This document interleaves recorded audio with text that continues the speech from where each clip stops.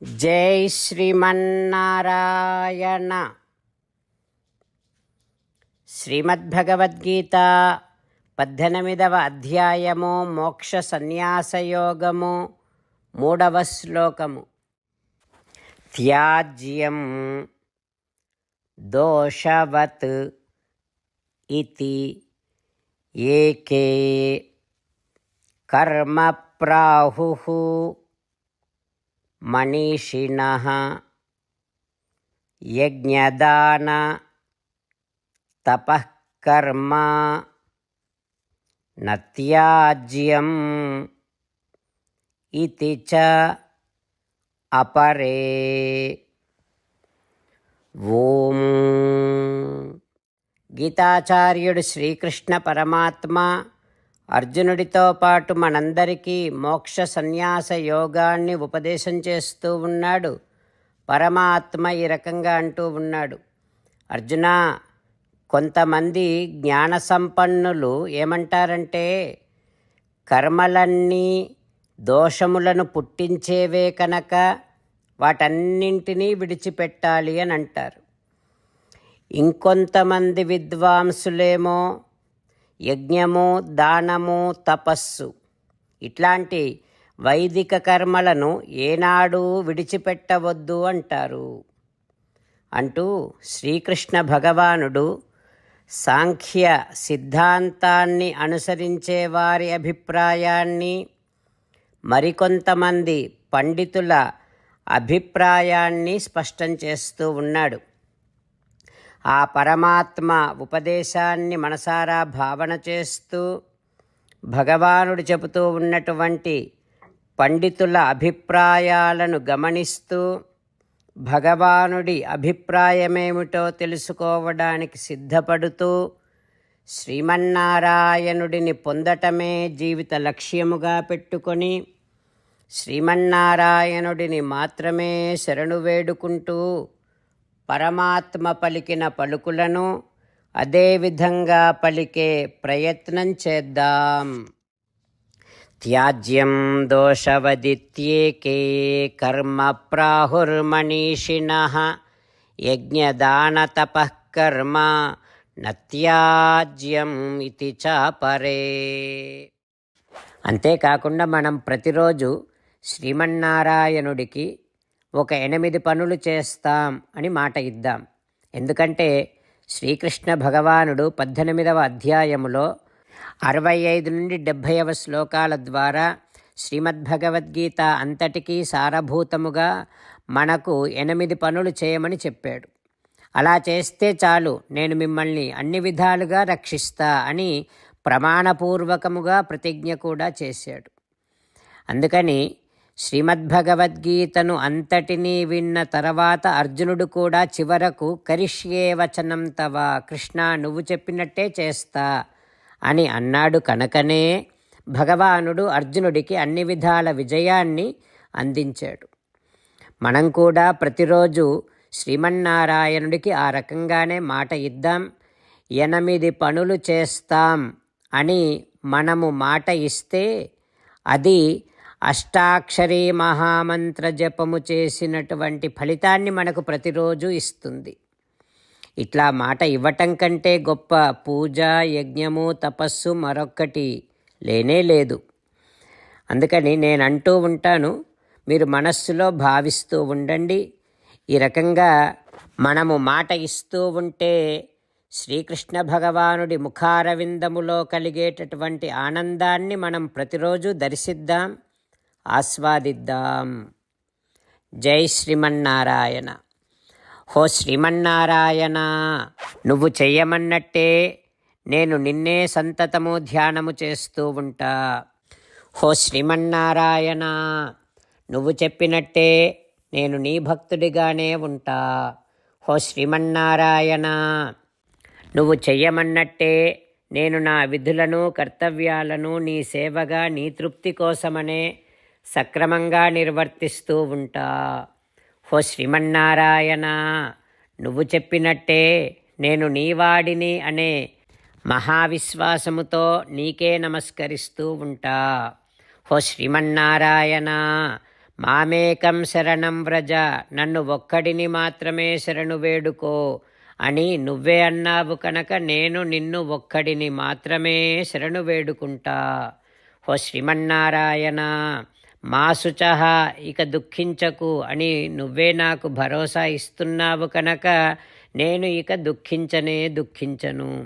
ఓ శ్రీమన్నారాయణ, నువ్వు చెప్పినట్టే నువ్వు నా కోసమని అనుగ్రహించినటువంటి శ్రీమద్భగవద్గీతను ప్రతిరోజు కనీసము ఒక్క శ్లోకాన్నైనా జ్ఞాపకం చేసుకుంటూ శ్రీమద్భగవద్గీతను అనుసంధానము చేస్తూ ఉంటా.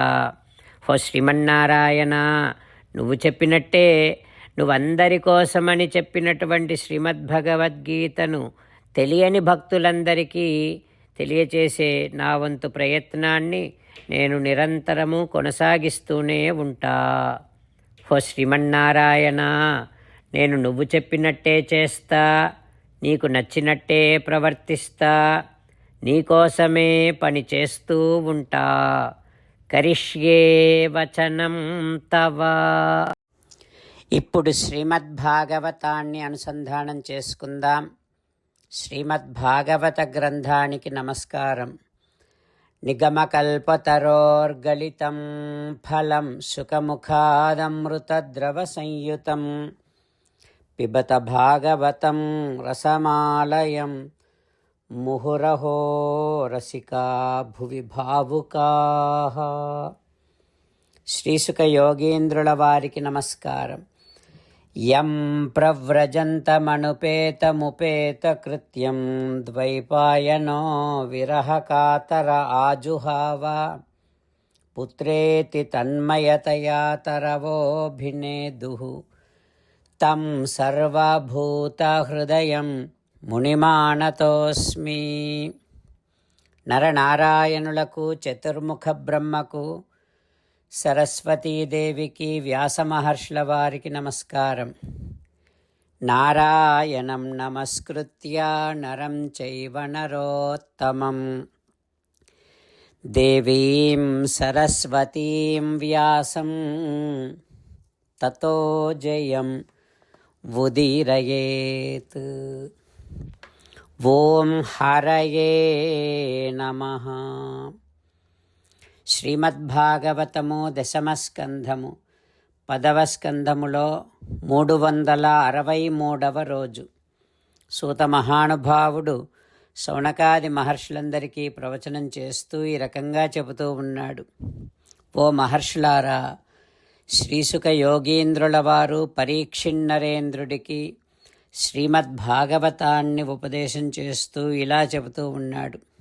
ఓ పరీక్షిన్నరేంద్ర, శ్రీకృష్ణ భగవానుడు బ్రాహ్మణ పత్నులతో ఈ రకంగా అంటూ ఉన్నాడు. ఓ సౌభాగ్యవతులారా, మీ భర్తలు చేస్తూ ఉండేటటువంటి యజ్ఞము పూర్తి కావాలి అనంటే, సుసంపన్నము కావాలి అనంటే మీ అవసరం వారికి చాలా ఉంది. అంటే మీరు వారితో చేరి ఉంటేనే వారు చేసే యజ్ఞం పూర్తవుతుంది. అందుకని యాత దేవయజనం, మీరు వెనక్కి వెళ్ళండి, యజ్ఞశాలకు వెళ్ళిపోండి అని స్వామి అనగానే బ్రాహ్మణ పత్నులు ఈ రకంగా అంటూ ఉన్నారు. ఓ దేవా, నువ్వు అంత కఠినంగా మాట్లాడకు. నువ్వు భక్తులపైన గొప్ప అనుగ్రహాన్ని చూపిస్తానని, దయతో భక్తుల పట్ల వ్యవహరిస్తానని వాగ్దానము కూడా చేసి ఉన్నావు కదా.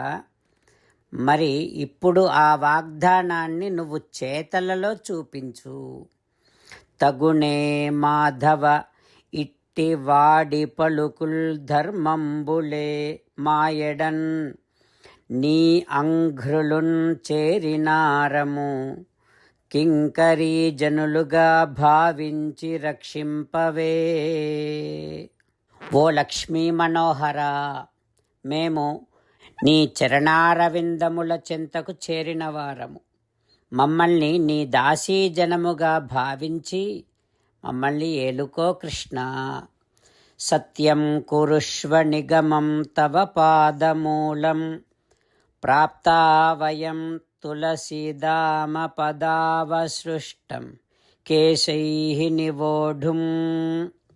ఓ మాధవ, మేము ఇక్కడే ఉండి నీ పాదసేవ చేస్తూ నీ పాదస్పర్శ సోకినటువంటి తులసీదళములను మా శిరములలో ధరిస్తూ నీ నిత్య కైంకర్యములో ఉండాలి అని కోరుకుంటున్నాము కృష్ణ. ఓ కృష్ణ, అందుకోసమనే మేము మా పతులు, సుతులు, సోదరులు, తండ్రులు ఇంతమంది వారిస్తూ ఉన్నా సరే వారిని తిరస్కరించి ఎంతో ఆశతో చనువుతో నీ చరణారవిందములకు చేరుకున్నాము. మళ్ళీ ఇప్పుడు మేము వెనక్కి వెడితే వారు మమ్మల్ని స్వీకరించరు కదా కృష్ణ. అందుకని మేము తిరిగి వెళ్ళడానికి ఒప్పుకోము అంటూ బ్రాహ్మణ పత్నులు శ్రీకృష్ణ భగవానుడికి నివేదిస్తూ ఉన్నారు. ఆ తర్వాత ఏం జరుగుతుందో రేపు తెలుసుకుందాం. ఓం హరయే నమః. ఓం శ్రీకృష్ణ పరబ్రహ్మణే నమః. ఓం అస్మద్గురుభ్యో నమః. ముకుందమాల. కృష్ణో రక్షతు నో జగత్రయగురుః కృష్ణం నమస్యామ్యహం. కృష్ణే నామరశత్రవో వినిహతాః కృష్ణాయ తస్మై నమః. కృష్ణాదేవ సముత్థితం జగదిదం కృష్ణస్య దాసోऽస్మ్యహం. కృష్ణే తిష్టతి విశ్వమేతదఖిలం. హే కృష్ణ సంరక్ష మాం. శ్రీమద్భగవద్గీత 18వ అధ్యాయము 3వ శ్లోకము. త్యాజ్యం దోషవదిత్యేకే కర్మ ప్రాహుర్మణీషిణః. యజ్ఞదాన తపః కర్మ నత్యాజ్యమితి చాపరే. త్యాజ్యం దోషవదిత్యేకే కర్మ ప్రాహుర్మణీషిణః. యజ్ఞదాన తపః కర్మ నత్యాజ్యమితి చాపరే. శ్రీమన్నారాయణ కరిష్యే వచనం తవ. సర్వం శ్రీకృష్ణార్పణమస్తు. జై శ్రీమన్నారాయణ.